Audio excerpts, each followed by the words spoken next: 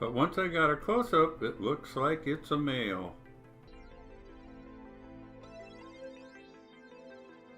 Our next moose encounter was at Sprague Lake in Rocky Mountain National Park. We came upon this moose right by the shoreline, right next to the trail. This moose wasn't bothered by people on the trail at all.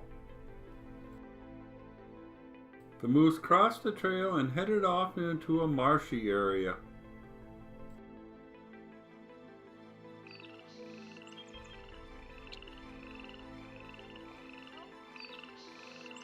Here the moose decided to take a lunch break.